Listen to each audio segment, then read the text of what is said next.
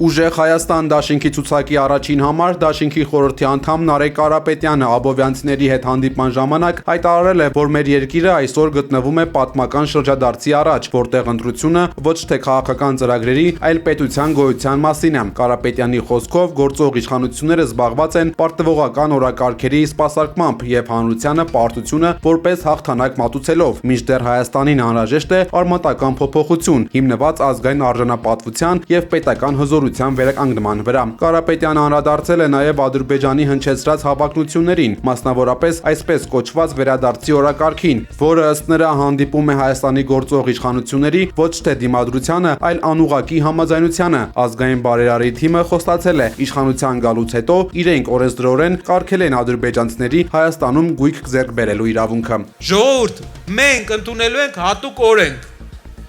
որը գործելու է 100 տարի, տասնյակ տարիներ։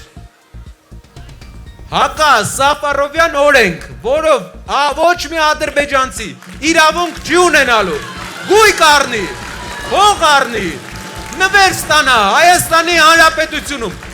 10 օրից ավել Հայաստանում մնալու իրավունք չի ունենա։ Ուժեղ Հայաստան դաշինքի ծրագրային դրույթները ենթադրում են յուրաքանչյուր շրջանի համար առանձին զարգացման ռազմավարություն, Երևանի բեռնաթափումից մինչև արդյունաբերական նոր հանգույցների ստեղծում։ Ըստ Նարեկ Կարապետյանի մեր պայքարը պետք է լինի անզիջում ընդդեմ այն ուժերի, որոնք հայկական հողերը փորձում են դարձնել օտարների տիրույթ եւ հանուն այնպիսի Հայաստանի, որտեղ յուրաքանչյուր քաղաքացի զգա պետության հովանին։ Ամուր խաղաղությունը, էդի հայերի խաղաղությունն է, որ էլի լինելու է, ուղղակի ոչ մի ադրբեջանցի Հայաստան չի լինելու։ Հայաստանը զարգացնելու է իր տնտեսությունը։ Երեք առաջ օրը հրազդան էինք, 3 գործարան է 8 տարում փակվել։ Բոլոր մեծ գործարանները հերթով փակվում է։ Մարդիկ եգիպտացորեն են ուտում, փոխանակ գնան գործարանները վերակառուցեն։